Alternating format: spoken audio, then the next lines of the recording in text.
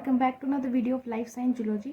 इस वीडियो में हम डिस्कस करने वाले हैं कैरेक्टरिस्टिक्स ऑफ कम्युनिटी के बारे में, ठीक है, जो कि पेपर 3 है, यूनिट 2 में टॉपिक है कैरेक्टरिस्टिक ऑफ कम्युनिटी, जो कि हम डिस्कस करने वाले हैं। तो सबसे पहले पढ़ लेते हैं कम्युनिटी क्या होता है। Community is a localised association of several population of different species living in a given geographical area of habitat. ठीक है, तो कम्युनिटी क्या होता है जिसमें अलग अलग स्पीसीज की पॉपुलेशन एक ही जियोग्राफिकल एरिया को शेयर करती है, उसको हमने क्या बोला, community. It is a heterogeneous collection of different group of organisms both plant and animal present in that area. ठीक है, तो एक तरीके से हेट्रोजीनियस कलेक्शन होता है जिसमें जरूरी नहीं है कि सिर्फ एनिमल ही हमने इसमें कंसिडर किया है, प्लांट्स और एनिमल टुगेदर अलग अलग तरीके के जो ग्रुप्स हैं उनको मिलाकर के हमने क्या बोला है, कम्युनिटी। नेक्स्ट है कैरेक्टरिस्टिक्स ऑफ कम्युनिटी। तो पहला कैरेक्टरिस्टिक जो हमें देखने को मिलता है वो है कम्युनिटी डाइवर्सिटी। डाइवर्सिटी से आप क्या समझते हैं, हमने कम्युनिटी में पढ़ा है कि जो कम्युनिटी होती है उसके अंदर क्या होता है, अलग अलग स्पीसीज की पॉपुलेशन एक ही जियोग्राफिकल एरिया को शेयर करती है, right. 100 of organisms, both plant and animal, belonging to different taxonomic groups are present in a community.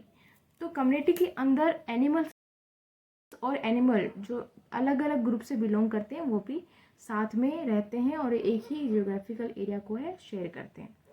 The abundance of population and number of species also varies greatly in a community. तो जो population का abundance है, मतलब कोई population का size जो बड़ा होगा यानी कि उसका नंबर ऑफ स्पीसीज ज़्यादा होगा, किसी पॉपुलेशन का नंबर ऑफ स्पीसीज कम होगा यानी कि उसका साइज ज़्यादा कम होगा। ठीक है, तो ये जो साइज है, ये जो नंबर है वो वेरी करता है कम्युनिटी के अंदर। The organisms in a community interact with each other as well as abiotic factor. Interaction में पढ़ा था कि जो ऑर्गेनिज्म होते हैं जो कि एक एरिया में रहते हैं, सेम एरिया में रहते हैं, उनके बीच में एक तरीके का रिलेशनशिप पाया जाता है यानी कि इंटरेक्शन पाया जाता है। ठीक है, तो इंटरेक्शन में हमें पढ़ा था बायोटिक एंड एबायोटिक। ठीक है, तो ये दोनों ही क्या होता है कम्युनिटी के अंदर हमें देखने को मिलता है, एबायोटिक रिलेशनशिप भी और बायोटिक रिलेशनशिप भी। नेक्स्ट है growth form and structure. A community may be described by major categories of growth form such as trees, shrubs, herbs, and mosses.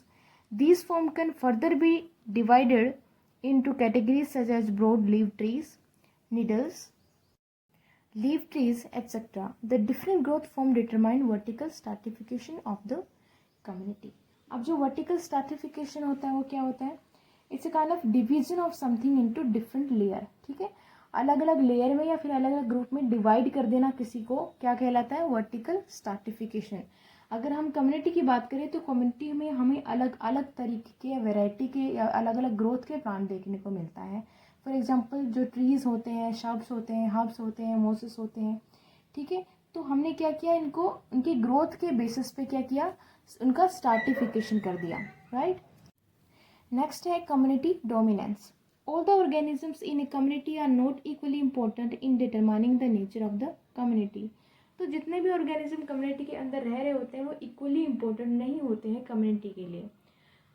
Out of 100 of the organisms present in a community, only a few species generally exert the major controlling influence due to their size, number and activities।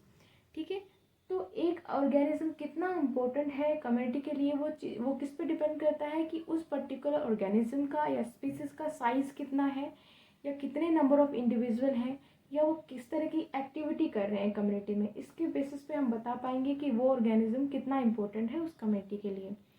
The organism in a community have different trophic levels.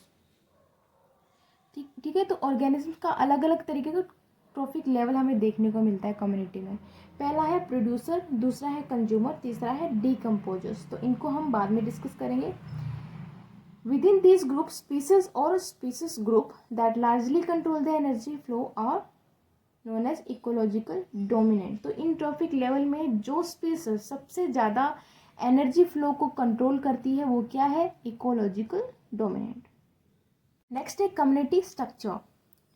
Community consists of mainly 3 groups, which are the fundamental unit of ecosystem. ठीक है, तो community में 3 तरीके के group हमें देखने को मिलते हैं, जो कि एक तरीके से फंडामेंटल यूनिट होता है इकोसिस्टम का। पहला आता है प्रोड्यूसर्स। प्रोड्यूसर्स क्या होते हैं? Producers include autotrophic animals. Autotrophics मतलब वो ऑर्गेनिजम्स जो अपना खाना खुद बनाते हैं या अपना फूड जो है खुद सिंथेसाइज करते हैं। That is green plants which synthesise their food. Green plant जो होते हैं वो ऑटोट्रॉफ्स होते हैं। These are of 2 types. पहला है रूटेड और large floating plants and the second one is minute floating plants यानी कि फाइटोप्लैंक्टन्स। जो फाइटोप्लैंक्टन्स होते हैं वो इन्वायरमेंट पे काफ़ी ज़्यादा अबेंडेंट होते हैं, मतलब बहुत ज़्यादा मात्रा में पाए जाते हैं। नेक्स्ट है consumer. These include the heterotrophic organisms which consume the food produced by the producers. ठीक है, तो जो कंज्यूमर होते हैं वो अपने फूड के लिए किस पे डिपेंड करते हैं? प्रोड्यूसर्स पे, यानी कि ऑटोट्रॉफ्स पे, जो कि अपना खाना खुद सिंथेसाइज करते हैं। On the basis of feeding habit consumers are subdivided into 2 सब ग्रुप। अब इनकी फीडिंग हैबिट के बेसिस पे जो है कंज्यूमर को 2 तरीके से सब ग्रुप में डिवाइड कर दिया गया। पहला है हर्बीवोरस यानी कि primary consumer. These depend upon vegetation and form the food for secondary consumer. तो जो हर्बीवोरस होते हैं वो अपने फूड के लिए डिपेंड करते हैं किस पे? प्लांट पे, यानी कि वेजिटेशन पे डिपेंड करते हैं अपने फूड के लिए। ठीक है, उनको आप प्राइमरी कंज्यूमर भी बोल सकते हो। साथ ही क्या करते हैं? एक तरीके का फूड बन जाते हैं सेकेंडरी कंज्यूमर का। ठीक है, तो अपने फूड के लिए वेजिटेशन पे डिपेंड करते हैं और फूड प्रोवाइड करते हैं किसको? सेकेंडरी कंज्यूमर को। नेक्स्ट है कार्निवोरस यानी कि secondary consumer. These depend on the primary consumer, right. For example जो डियर है वो किस पे डिपेंड करता है? वेजिटेशन पे, और वहीं पे जो डियर है एक तरीके से फूड बन जाता है लोइन का। दैट इज, एक एग्जाम्पल लेके समझते हैं। Rabbit which is herbivorous. तो रैबिट क्या? एक हर्बीवोरस होता है।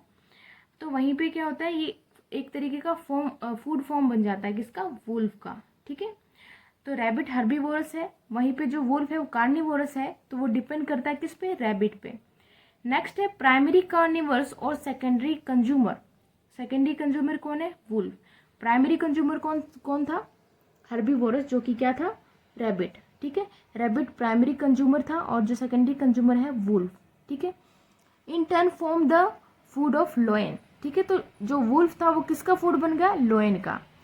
The constitute the food chain. तो इस तरीके से एक फूड चेन बनकर हमारे सामने आती है, वो हम देखते हैं किस तरीके से।